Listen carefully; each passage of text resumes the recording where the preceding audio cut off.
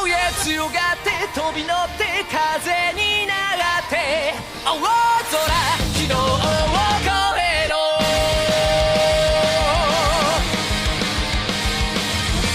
Hello, everybody. Welcome to this yet to be named show. Will probably be named by the time I put this up.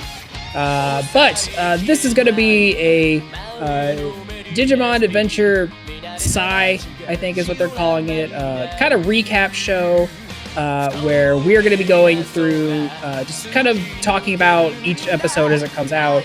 It was released on Crunchyroll this past weekend. It is basically a reboot of the original Digimon Adventure series. I will say that there might be some naughty language because that's just how we roll, so heads up from that, and we will be talking full spoilers. So anyway, my name is JD. I will be facilitating this thing, and joining me on this little adventure is Janette and Gary. Oh. Hi. Yes, if you're a regular listener of the Ink and Paint Club podcast, which this will be hosted under, Janette and Gary have both been on several episodes of that, as well as I am one of the main hosts of that show. So, but we are here to talk about some Digimon. So a couple of months ago, Toei announced that they were going to be essentially rebooting the original Digimon franchise with the original 8 children characters. Everyone's little kids again. They're back in their original designs, although with new outfits. Rather than being set in 1999 like the original series was, this one sets in the modern day of 2020. Everyone's got tablets and smartphones, and no one's quarantined. No one's quarantined because they made this before the virus really got bad. So this series is not like a straight up it's very much a reboot, but does not so far has not treaded the same ground as the original series in terms of story, but we will get into that. So I'll go on and gush about this in a little bit, but I'd like to know what you guys what your guys' first impressions of this were. Well, I think I watched Digimon Universe at Monsters. That's the same thing, right? The what? I'm kidding. Oh, I loved it. I thought it was amazing. I like it, but I feel like that since the story differs so much, it's kind of unnecessary as a reboot. It's like, why don't they make a new series like with every other Digimon series? I can see that. Well, I think a lot of it, like the aforementioned Digimon Universe at Monsters, they're more cartoony, they're more aimed for children. This seems to be a more mature, reboot. And I think that's part of the reason the reboot is they're not really aiming it at the children audience. They're really aiming it at people who watched the original series, but that's just my take.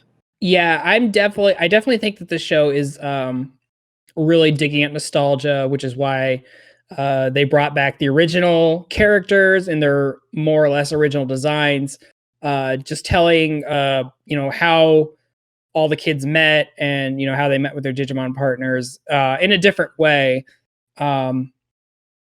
So I definitely think it's like Janette said, it's kind of for the people who watched the original show back in the 90s.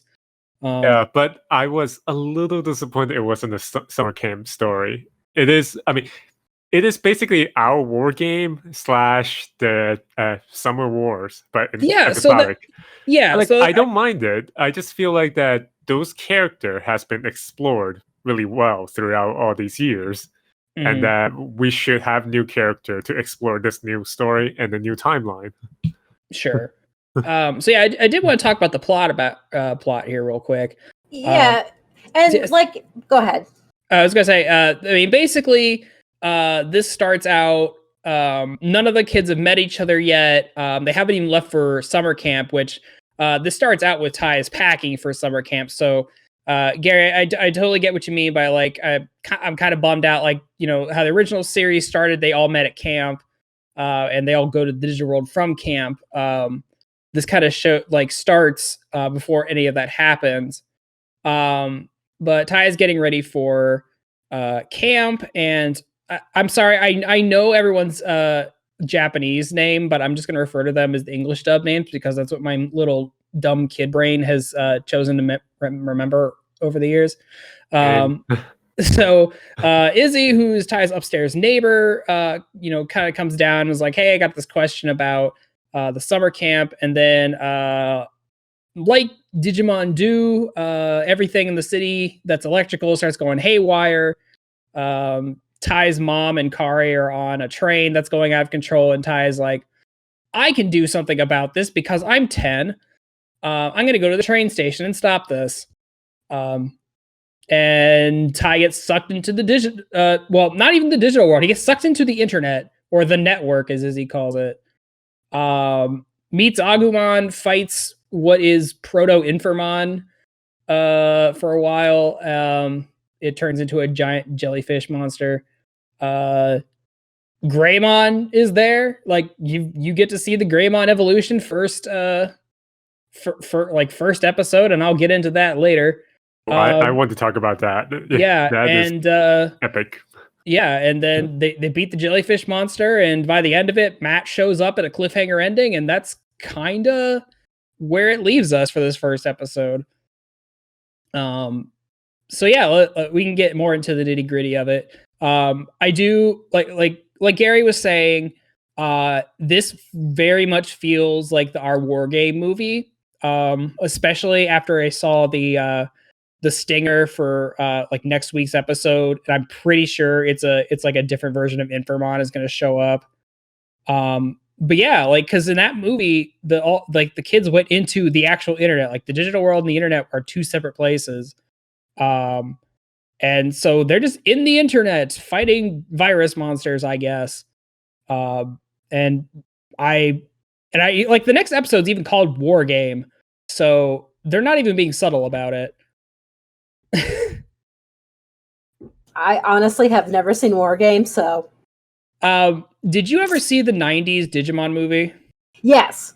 Okay, so the first half of that movie where they're in the internet with Omnimon fighting, that's War Game, because the Digimon movie is 3 Digimon movies stuck together. There was a little prequel short where they were all kids, and then it's after the TV show where our war game happens, and then there's one segment where it is series 2. Yeah, and they just kind of connect them through some kind of yada yada dialogue. It was like, and then this happened, and then this happened. More or less, yeah. And they try to like make it how the blonde kid from the last part of the movie was responsible for Informon in the first place or something. That's not in the Japanese version at all. He does not exist in that movie. So you gotta love the dubbing back in the day where I just want to say the old Digimon dub is not good.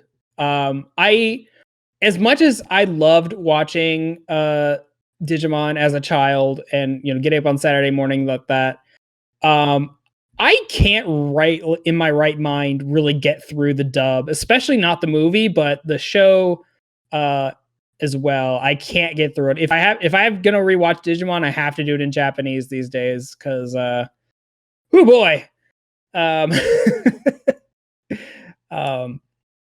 But yeah. Thank God for modern anime scene and properly subtitling everything. And oh yeah, although I like dubs, like dubs back then were really bad, but I like some dubs. But yeah, oh yeah, dubbing's definitely gotten better. People taking more seriously and all that. Although one of the weird things, like watching the Digimon Adventure versus like having grown up with the dub, is like Izzy has a really high voice. That's how he was in the like Japanese anime, but going to that from the English dub, and then Agumon has a more kiddie voice as well, and it's just like, yeah, they actually sound like children. Rather than voice actors trying to be children. Though I was watching this with Melanie, and she was saying that Ty has an unusually deep voice for a 10-year-old, but which I can't disagree with.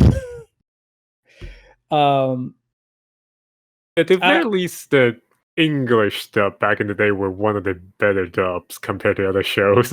Yeah, it wasn't for kids bad, but there's some I honestly I think the movie is especially egregious with how bad the dub is. Just Especially the replacement of soundtrack as well. I completely forgot how like good the original like non-dub soundtrack was.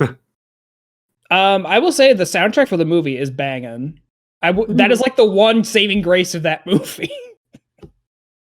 I'm not saying it's bad. I just say that it doesn't fit. Are you saying the movie ending on Smash Mouth's All Stars doesn't fit? All Star should just be applied to all movies. Just at the end of the movie, All Star. Yeah, Smash Mouth's got to eat. Yeah. I do want to kind of get back to something Gary mentioned earlier about we get like one of the most badass Digivolution scenes ever for this series. Agumon going to Greymon. Not only is he cutting away. Yeah, not only is he busting ass mid transformation, you get like to see his stripes painted on. You get to see the horns grow out of his head, and he like grows 20 feet, and he's like this giant energy monster as he's still beating ass on this jellyfish. And I'm like, good. I kind of missed the like going to a cutscene, everyone spins around, light flashes, and like, hey, he's transformed now. Yeah, I dig that. I think that is a good new direction to go in for doing the transformation sequences. And like the action sequences were really well done too. Like they were really interesting. Like you have the thing where Agumon goes upside down and he's like firing his little fire. And then you've got Tai like bashing the Digimon with each other. Dude, so one of my biggest problems with original Digimon is that like the kids have like almost no agency when in the fights. They're like, we're gonna stand here and use the power of belief to make our Digimon powerful. No, in this one, Tai just picks up the one of the jellyfish monsters by the ears and starts beating the other jellyfish with the one he picked up. I know. I loved that was it. unexpected. That was great. Melanie also kind of pointed out that it was funny how they kind of explained why he has gloves on. Because the entire time up until he starts getting into the fight, he's running around without gloves and they're just tucked into the back of his pants. But he puts gloves on because he doesn't want to touch the jellyfish. That's one little subtle thing I love. Yeah, because it's like in the 90s, like they all just wore gloves and we didn't question Some reason. Yeah. So, I mean, why does Tai have goggles on? Who cares? It makes him look cool. Well, 90s cool. Is 90s cool? No.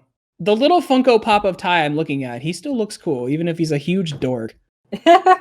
But he's a lovable dork. Another thing I want to say up, and I like that stayed intact for this reboot, is I've always really liked Tai and Izzy's friendship because Izzy is this like redonk super genius and Tai is a moron. Yep. But they're best friends anyway, so who cares? It's adorable. Like their friendship in this episode was like adorable. Yeah, it's like you get to see like the start of their friendship, and Izzy is like going on about like all of his computer nerd stuff, and he's like seems kind of embarrassed, but like Tai doesn't understand any of it, but he thinks it's amazing. He like straight up says like, I'm really bad at all that kind of stuff, but that's awesome. Yeah, because that's adorable, and I love it. I like Izzy's laptop like redesign. Yeah, he's got one of those tablet computers. Yeah, it was like surreal, like seeing like Izzy like holding a tablet computer, and then like Tai or pulling out a smartphone. And I'm like, they really did update it, and it feels weird. It does feel weird, but at the same time, like because it's set in the modern era, like they straight up say it's 2020. I'm okay with it. Kind of tangentially related to the updated devices that they're using. I guess the crests are just a thing. I don't know if they're going to become physical objects, but they're already using the symbolism. Because when Tai gets sucked into the internet through his phone, the Crest of Courage shows up, and then like the Crest of Knowledge just shows up on Izzy's laptop when he gives him his Digivice. And it's like his little icon when he's talking to Tai to the Digivice. Mm-hmm. So it's like, I know what these things are, and I don't know if they'll become relevant later. In regards to like these digital devices that everybody has, there's one thing that I do like this more than the original is that it actually makes sense for them to interact with the digital world, because in the original it's like they're out in the middle of nowhere and somehow they got sucked into a digital world in a time where cell phone coverage was still like iffy. Gary, a giant tidal wave came out of nowhere and sucked them into the digital world. How does that not make sense to you? But now everybody's connected. It makes sense that Tai got sucked in through, I assume, Yeah. a cell phone.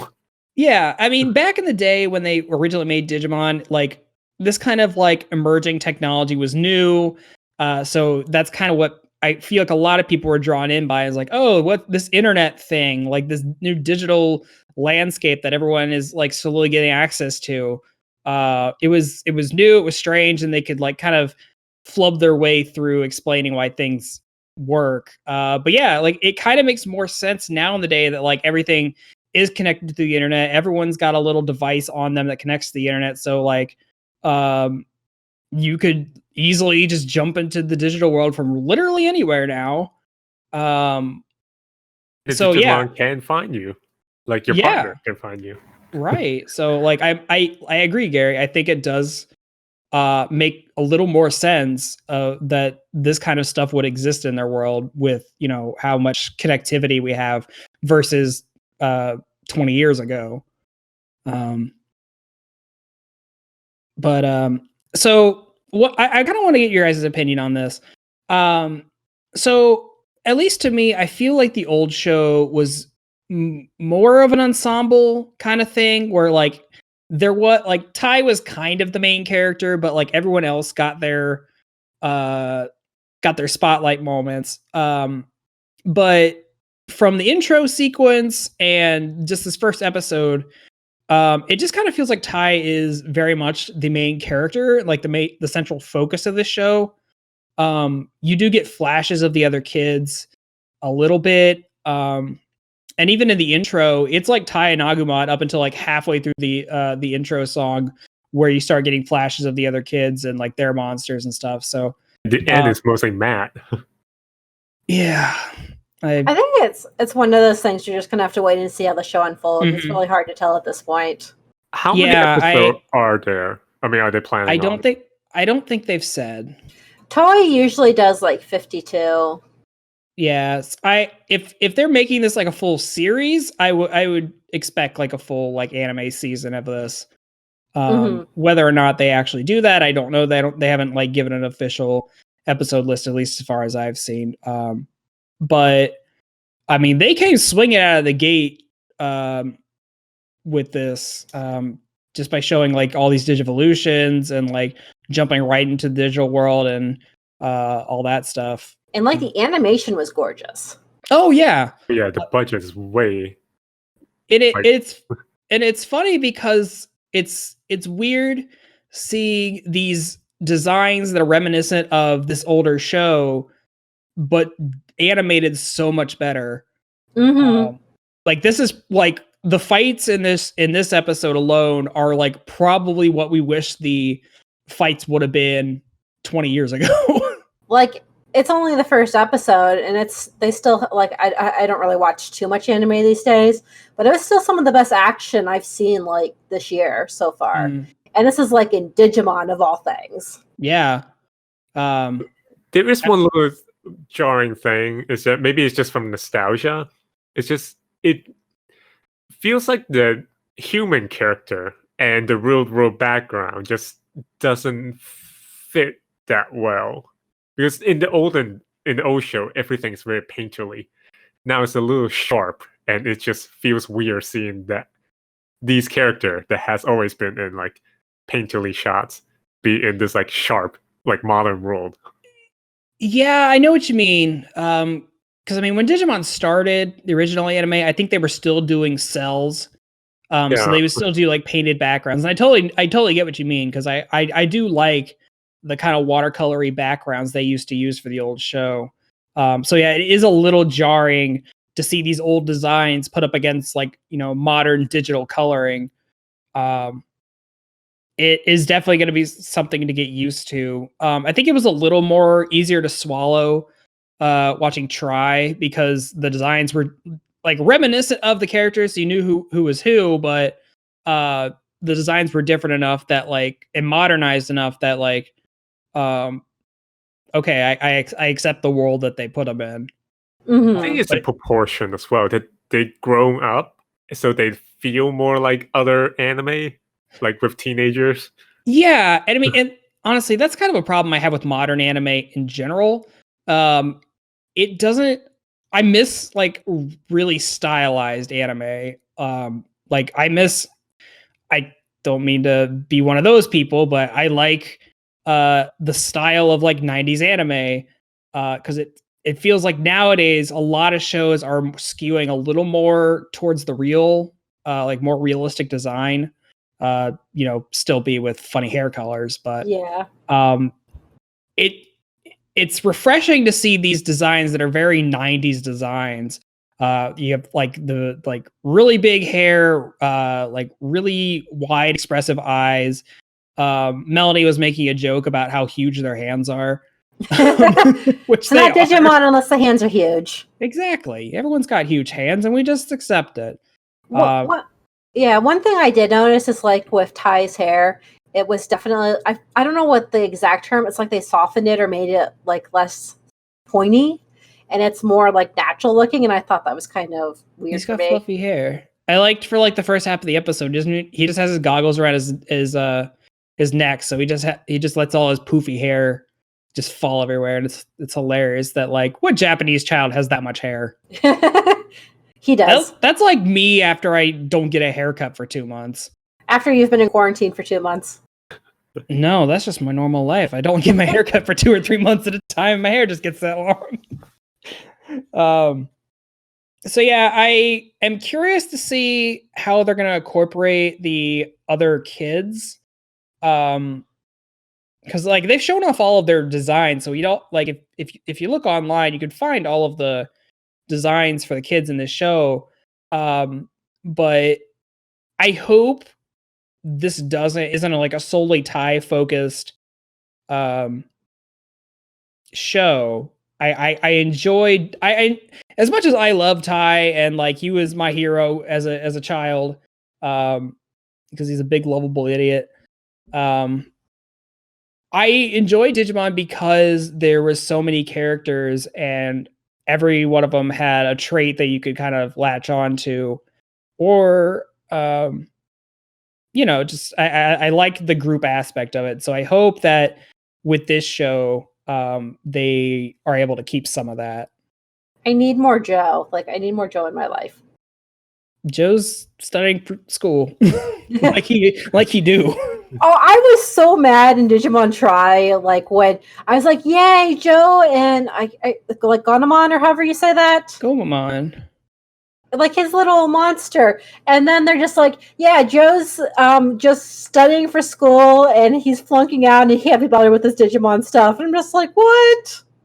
He's my favorite character. I don't know exactly remember what I said on all the Digimon Try reviews, but looking back on it, Try has some definite problems. I actually haven't finished watching Try. I know. If I remember correctly, I probably said that Try kind of ends on a wet fart. I don't like the ending of Try, much like I don't like the ending of season 2. I have similar issues. Everyone gets married and has babies, and Matt becomes an astronaut. And dude, my wife, who has never like seen, she watched the Try movies, and we tried watching like the first 5 episodes of the first series. So ostensibly knows nothing about Digimon. I told her about what Matt ends up being. She's like, "The fuck did that come from?" I was like, "Yeah, he was a rock star in high school, and apparently that translates to him being the first man on Mars at some point." Yeah, and Gabumon gets a little spacesuit too. He's got a spacesuit with a little space in the helmet for his horn, and it's sure, it's 90s kids TV. It is 90s kids TV. And then, like this, I can't remember her name, but like the strong, independent woman character of like Digimon Season 2 just marries Ken and becomes a housewife. Yoli and Ken get married and they have babies. Yep. Going I'm okay with that one. back to all the ensembles, and I feel like just well, okay, I'm not gonna say the theory word, but I feel like that they're gonna go by a character arc thing, that they might jump to different character before they all meet up. I saw someone maybe on Twitter earlier today, kind of say something similar, that like each character is going to get like a little solo episode until like 4 or 5 episodes in, they're all going to meet up and be like, hey, you have a Digimon too, and like kind of meet that way, which I'm not wholly against, but it makes me wonder, because at the end of this end of the first episode here, Matt just shows up at the end riding Gururumon, and it just ends there. So we don't know where he came from, how he met Gabumon. So I'm wondering if this next episode is gonna tell you some of that. The preview didn't make it look like that, because it looks like Ty and Greybot are gonna go bust some ass against new Infamon, I guess. But I'm thinking Matt's probably gonna be in on that fight, and maybe we kind of get some flashbacks to like how he got into the internet. Mm-hmm. So I mean, that I guess we'll just have to wait till next week to see how that pans out. I kind of love like Ty and Matt's like stare down with each other. Like I'm like, their love-hate relationship is just, I love it. It's really funny watching this kind of stuff with my wife, who like I have like extensive history with this kind of stuff and she knows nothing about it. And literally like as soon as they do that stare, she asked if they had a like, are they just gonna have do they have a just fuck already relationship? And I'm like, kind of. Yep. And then she's like, are they like Naruto and Sasuke? And I'm like, I never thought about it, but yeah, kind of. Pretty much. It's like, I respect you, but I hate you. Yeah, my husband does. I don't know how much he knows about Digimon. He watched it with me, but I think he liked Greymon because he likes dinosaurs.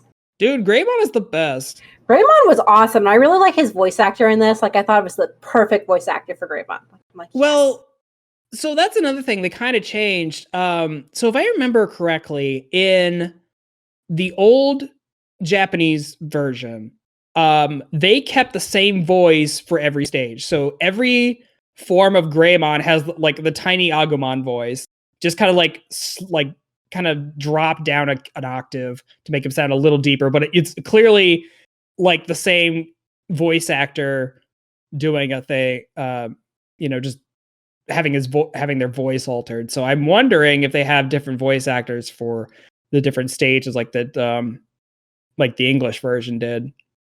Mm-hmm.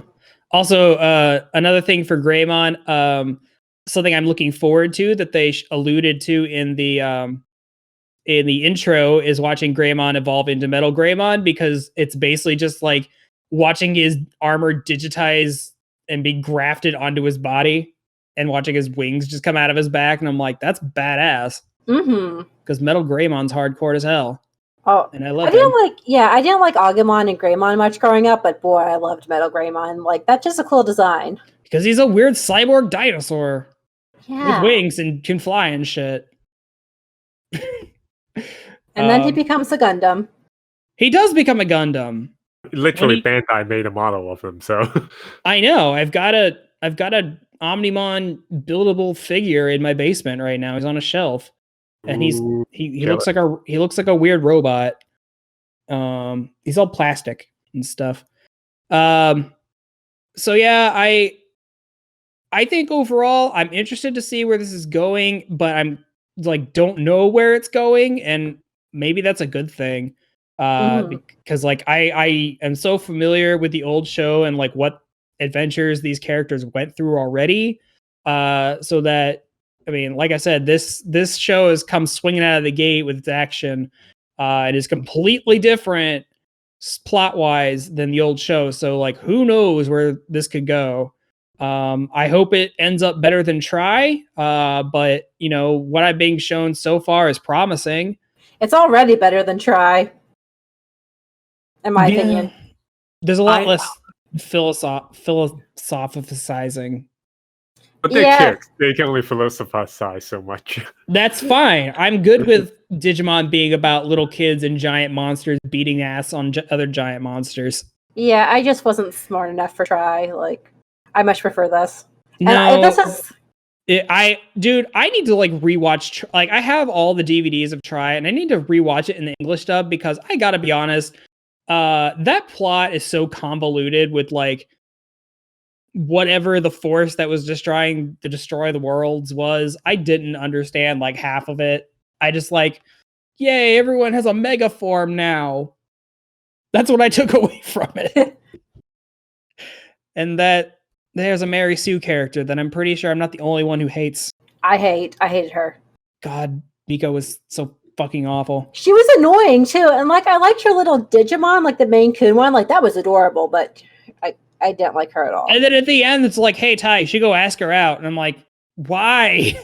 If she appears in this series, I'm going to flip a table. I swear. She's banned. She's banned from this series. But she's left. I'm just like, because so they're doing another movie, which I guess takes place in the old continuity because it's like all the original kids and going to college. And the season 2 kids are back in this one. I look forward to the scene where Joe has dropped out of college and is just working at a grocery store at this point. Well, giving up on medical school. That's the thing. Like, I don't know if like Try and this new movie that they're coming out with are going to like follow the canon that the end of season 2 set up, because like in the season 2 ending, Joe is a doctor and he goes he's a Digimon doctor. That's what he do. So is it like a Digimon veterinarian?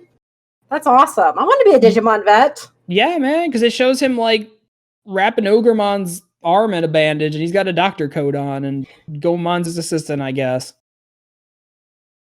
That's the one thing I'm okay with at that ending. It's like, yeah, Joe goes be's a doctor and becomes a Digimon doctor. Yeah. Also, Ty becomes a weird like ambassador between worlds because sure. That's totally what Ty wants to do in life. Don't question it. All right. So is there anything else you guys want to say about this first episode before we sign off? I'm really excited to see where this goes. I hope we get to see the digital world soon, just because that with the new budget and art like potential with like being in HD and all, I want to see how creative that they could get within the proper digital world, not just the internet.